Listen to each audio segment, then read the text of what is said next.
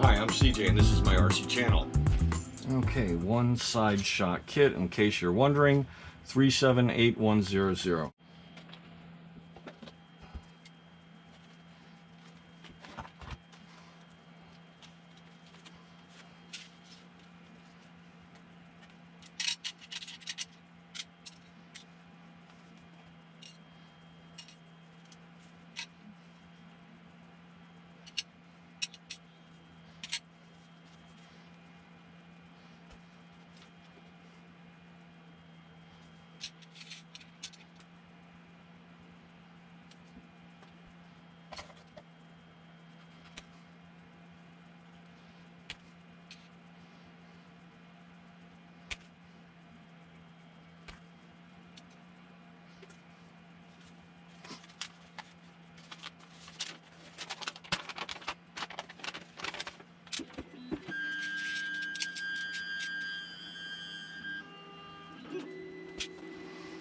Okay, I need a 2mm spacer and a 1mm spacer.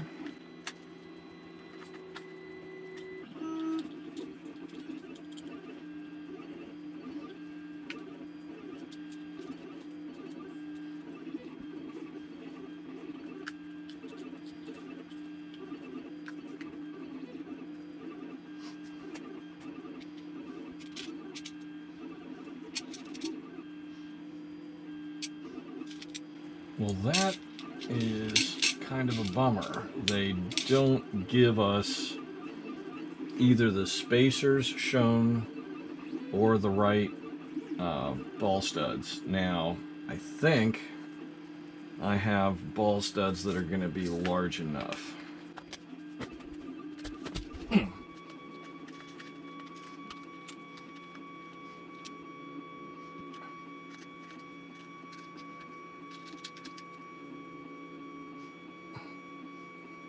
That's nice.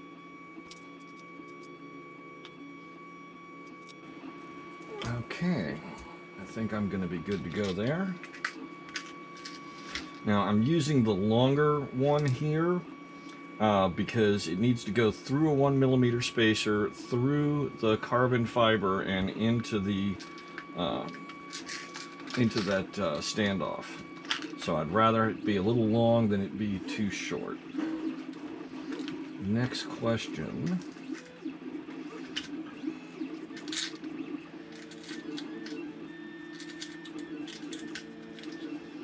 These would also do. I think these are also the same size.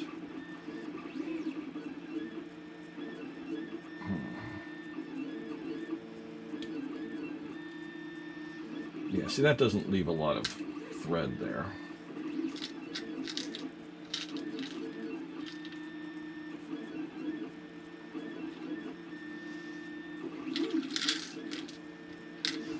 I think this is going to be good.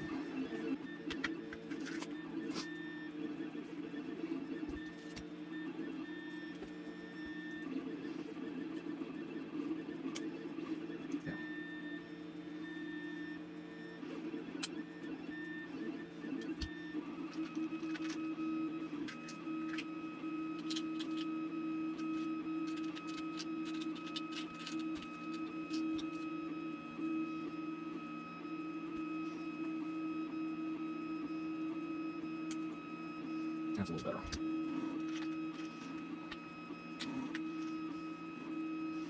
So I can pass that through, give that a 1mm spacer, and I should be good to go there.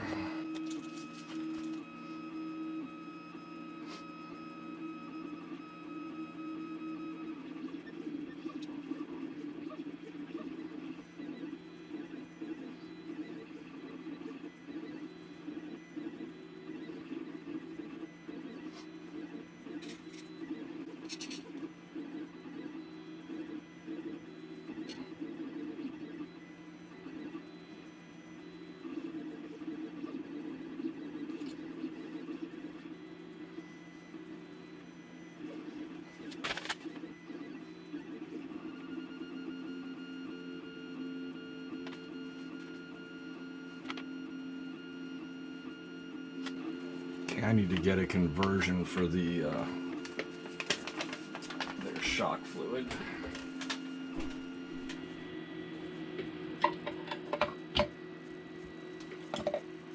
Okay, so I have assembled the shock absorber, and they gave a range of fluid, but they didn't really recommend anything specific. I first built it up with 22.5 TLR fluid, and I felt that it was just too tight. There was just too much damping for a car this small and light. So I put in 17.5 TLR fluid, and it's still pretty sluggish, but I mean, this is what we want. We want something to really dampen things. It moves quickly enough. I can always try going softer down the road at some point, but I thought this would be a good starting place.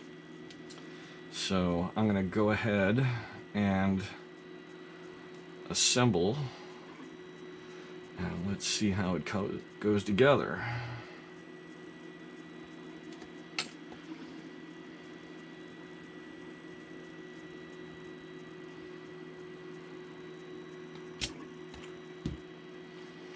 So, and that is why we can't use the standard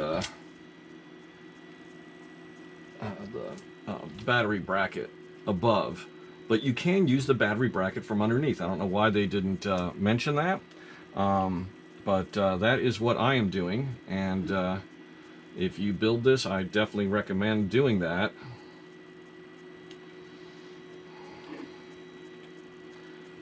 So, kind of test fitting this right now.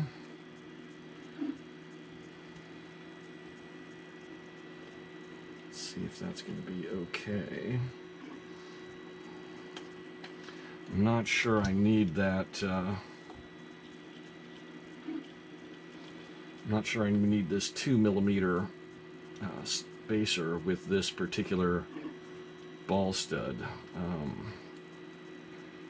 In fact, I'm going to try it first without, just bolt it together, and let's have a look at where everything lines up. I may go 1mm.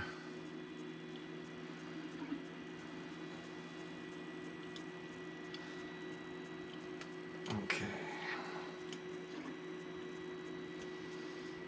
Now let's have a look. Okay, that's got some, see, this isn't going to move a lot.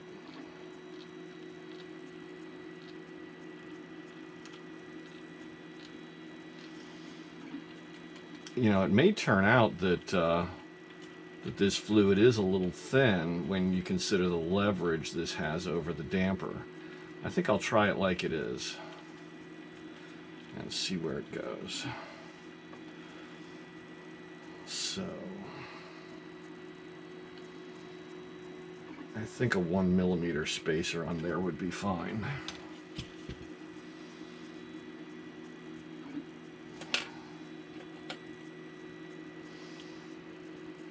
Actually, I'm not even going to go, I'm going to go as it is.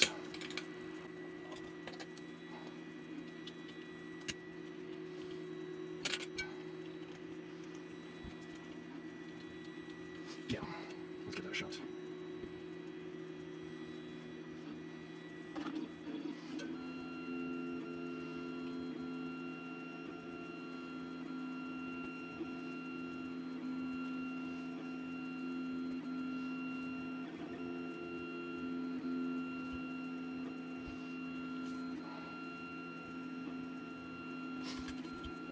Okay, I've changed my mind.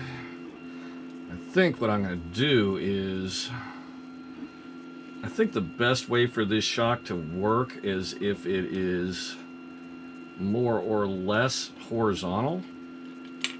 And so I'm going to put the 2mm at this end.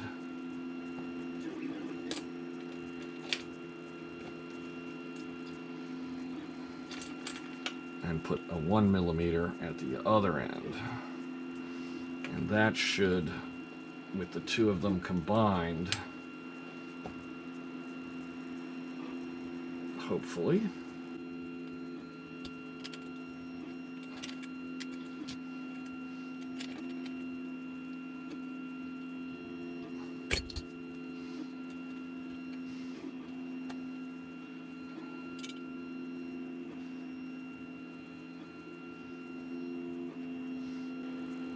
I need a little bit of Loctite down here, since this nylon lock nut is not gonna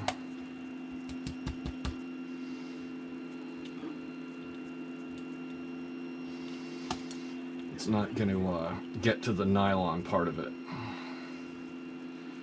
So I'm gonna have to rely on some Loctite to hold this nut.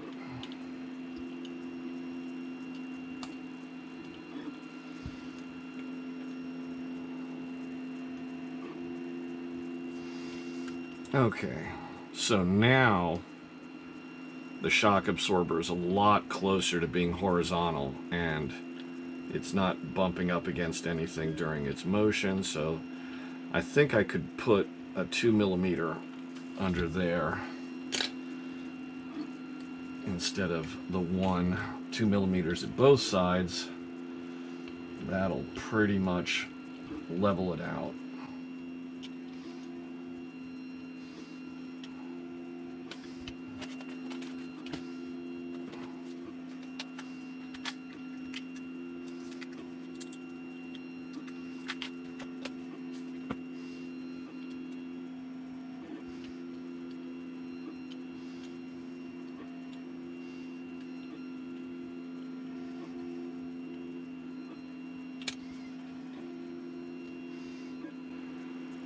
I'm worried about how short that is.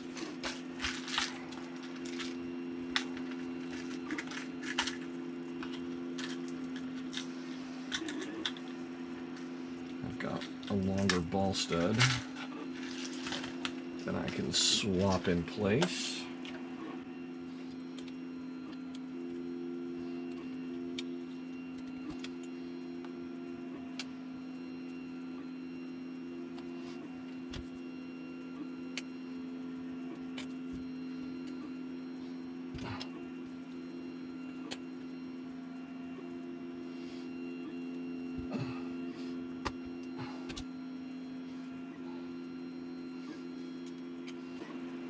Now I can go with 1.5 and really level it out.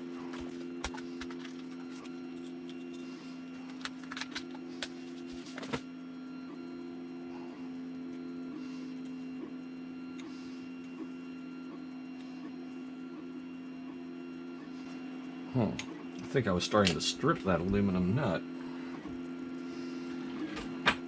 Go ahead and get another one.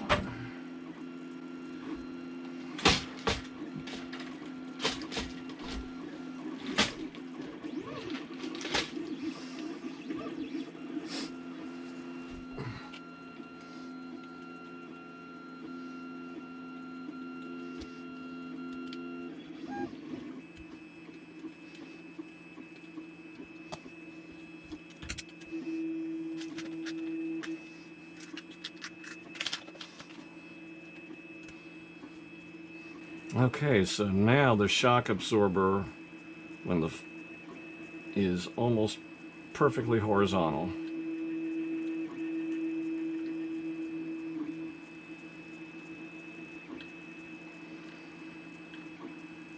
Great.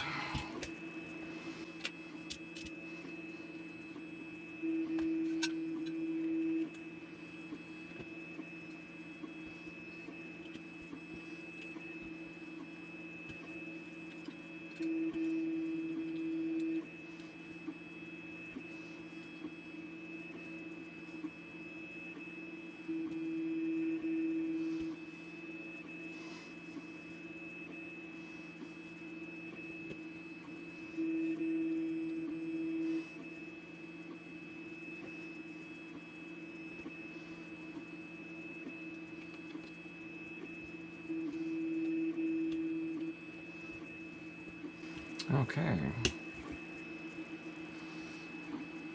I am happy with that. So, I'm going to tuck this into the instruction book. And now it's time to move forward.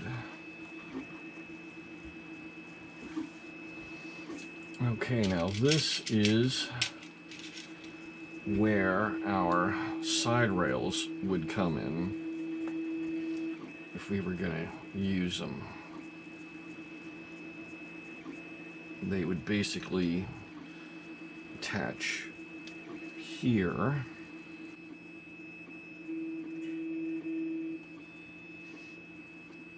So they would attach here, and then we would use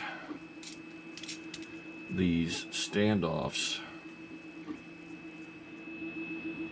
Okay, now that I've got that set up where I want it, it's time to get the shock mount going.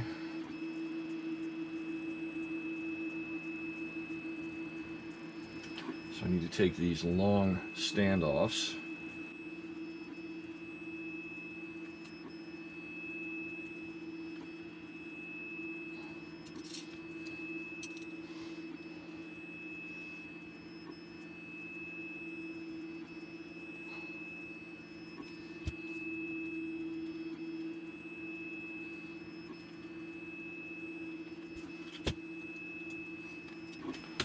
One thing I'm curious about is battery spacing. Let's see. So that just slides in like that, anchors down. Okay, cool. Just wanted to see how that looked.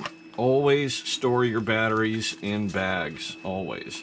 I write on the bag what the battery is, and you know, I suppose when the batteries get old, I'll just you know, scrape this out over and, you know, write something else on the other side or something like that for a different battery. But this helps me keep the batteries organized, so you know, I know which car I'm going to be running this particular battery with.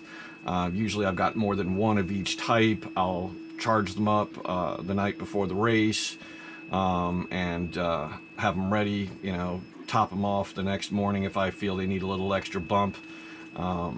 So you know, keeping them bagged up like this is a good way to go, and always discharge to storage voltage. There's a variety of ways to do that.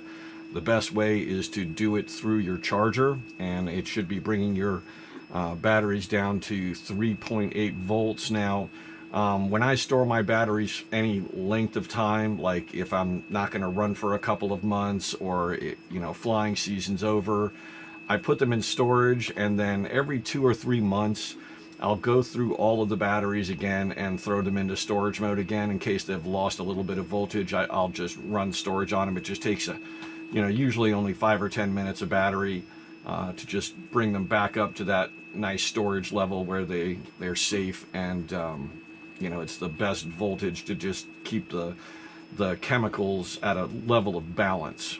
Anyway, it's up to you.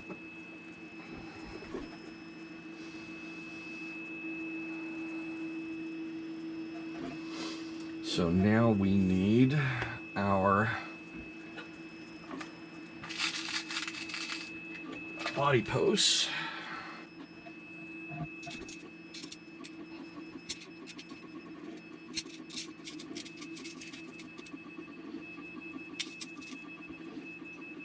And let's see, how do we do these? We do these facing, okay, so instead of front to back, they're going to be left and right. The post goes this way. Okay.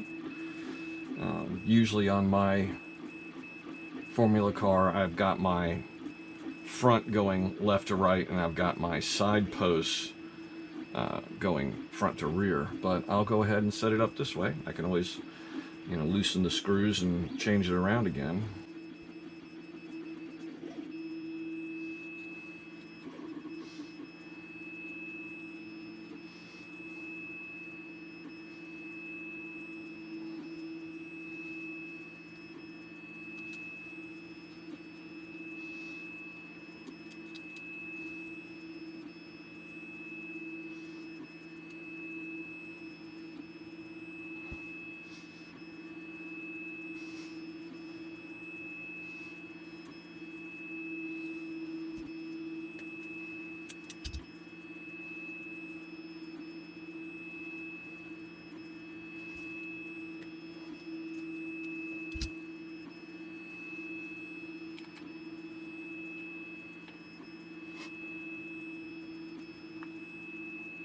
sixes.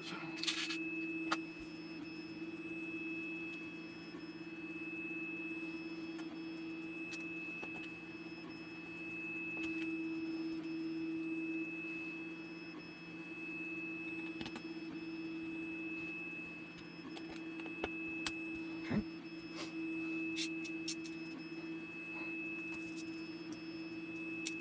This must be our 3mm spacer. Correct. So that's going to go in between here and here.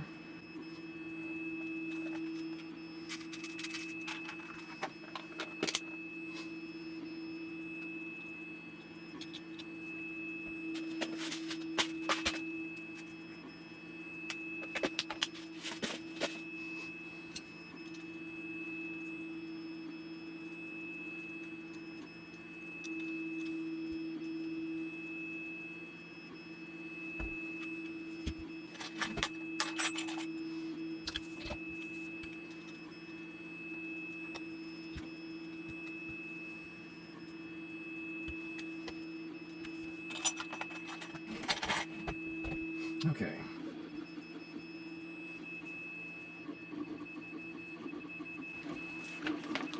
Wow.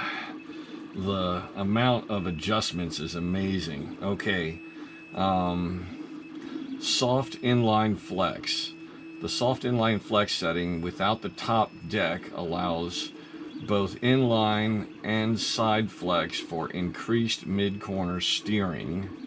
Medium inline flex. The medium inline flex setting with a loosened nut generates a medium amount of inline flex for a slightly decreased steering response but improved mid-corner steering and a better on-off power feeling. Recommended for medium traction tracks. Not having this connected at all is recommended for low traction tracks. Stiff inline flex, tightening this eliminates the inline flex of the chassis and increases steering response, making the car more precise and forgiving. See, a lot of these things, you know, they're just because it says it's soft or it's doesn't mean it's necessarily what you're looking for, because making the car more precise and forgiving, that's a good thing. In other words, the car being more predictable. If it starts to get out of line on you, it's easier to bring it back in. You know, stuff like that. That's good. You don't always want to do everything soft. Now, I mean, like I said, just because it says asphalt doesn't mean you do every single asphalt setting, because it depends on what you're trying to get out of the car. And one of the things I might do is sit down and, you know, kind of like make a spreadsheet with, you know, the page or, you know, reference how, you know, maybe using an image of the chassis and arrows or something to come up with a way to go, okay, you know, this is a good one to do for, you know, steering, and, you know, this is a good one to do for such and such a condition, and kind of work through it, figure out, you know, I don't know, it's hard to even describe exactly what I'm shooting for. I think some of you guys may kind of get where I'm going. But anyway, you know, this is one where I might want to keep it tight, because I'd rather have precise handling and a more forgiving car. Okay, let me just try to describe it this way. This particular setting is going for inline flex, so the chassis having a certain amount of bend in the middle and a certain amount of you know, flex.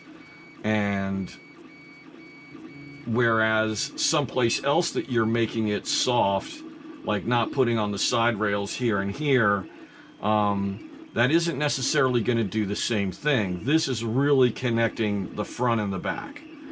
And, you know, because it's stiffening right here. It's adding to this. Whereas the side rails here are beefing up the back section of the chassis and tightening that. So, you know, tightness here and tightness here are two completely different things as far as what they're going to do for the car, how they're going to change it. So I think I'm going to go with this lockdown because I've got a lock nut on here. I've got a pretty good length of screw. I think what I'll do is, I know exactly what I'm going to do. Okay, right now I've got a 12 millimeter through here, and it's right about the right about to the top of the nut. Now, if I want to run this loose so I can get the medium inline flex, to do that I need enough of the screws sticking through the top of the nut that I can back it off and not have it unwind on itself. Because I'm not using Loctite because it's a lock nut. So what I'm going to do is I'm going to switch this 12 for a 14. And the 14 will stick all out by a millimeter and a half.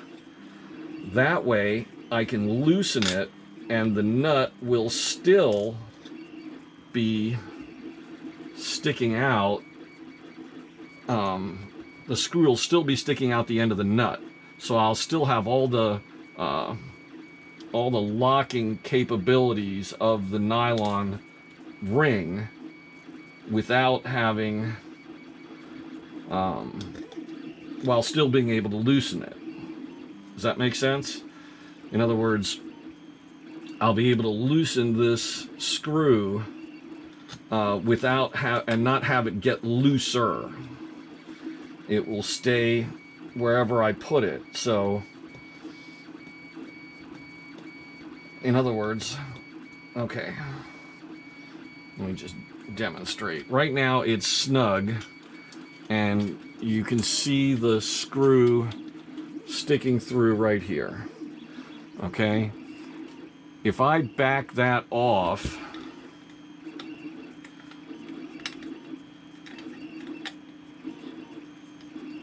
oh, I'm using the wrong side of the wrench. Okay, so if I loosen this up, let's say a good turn and a quarter, so now you can see the bolt is loose. I can rotate it around, I can move it a little bit, and that's got a little bit of, you know, you can see that that's increased the ability for this to flex. You can see that there's still plenty of screws sticking through the bottom of the nut. I'm not in any danger of having this unwind, even though, as you can see by my moving this, it's quite loose. I could loosen it even more and, you know, really have this be jiggly loose, but I think that's enough right there for now. Anyway, I'm going to go ahead and tighten it back up and go with the tight setting. But this is something I can very easily adjust, you know, at the track. Just pull the body off and loosen that screw and, you know, see how the change affects the car. And I still am considering, because I've done so much to go to the looser side of things, I'm still thinking about going with these side rails, but using them with just the medium setting. I don't know, this chassis is very stiff, and so what I would be doing is taking these and basically it basically extends this rail here out to this hole and this hole, depending on whether you use, you know, the mid setting would be using this single standoff right here. So that is basically connecting this to this. You're kind of joining up the chassis, creating a little more extra structure. And the third stiff would be the second standoff up here at these two holes, joining them. So you'd have these two standoffs close together, locking this down, and then tying that to here. And that is also tied to this back frame section. So you're really creating a lot of structure at the middle of the car. You know, from everything they're saying, I definitely wouldn't want to use all 3 points of connection. If I did anything, I would go with 2. They really say, you know, that this is recommended for asphalt. So, in other words, recommend not using this piece at all, or either of the standoffs. So, I think what I'm going to do is set these aside. What I might do is take the hardware that I need, because I need a countersunk screw. It's weird. In the directions, they show this piece mounting from above. In other words, mounting on top like this. It does not work that way. If you were to put that there, you're miles away from the standoff. Okay? It comes in from underneath, and that is perfectly level right there. It literally just covers over these bolt heads here for this piece. A lot of stuff is buried in this car. For example, if you want to move this bar here, this center connector, you've got to take the whole top of the suspension off to get to those 2 screws. I'm not saying it's a bad design. Don't get me wrong there. It just is the way it is. They're putting a lot in a very small space. They're putting a lot of adjustments in a very small space. And it is phenomenal. I can't say it enough, how much adjustability this car has. I'd really love to have a couple of these and build them up side by side with different setups. You know, like do one all locked down and do one all loose, and then run them on the same track. You know, drive a battery through one, then drive a battery through the other, and really get a feel for, you know, what that difference is, what it does. You know, just to you know, how much faster you can be when you're using the proper settings. I guess it would be really interesting. So anyway, as I was saying, what I may do is you know, take the screw that's going to go through here, put that in place, put my screw that's going to go through the bottom in here, same thing up front, put a screw through here with the lock nut, and then toss that assembly into my parts box, so that I have everything ready to go. If I do want to make a change at the track, I don't have to go rummaging through bolts and boxes and seeing if I've got the right this or that screw. It's all together. All the pieces would be there, and I could make that change. So I may do that later. So I'm not going to do the sidebars. So forward motion, ball differential. I hope you enjoyed this video. Please click like and please subscribe to my channel.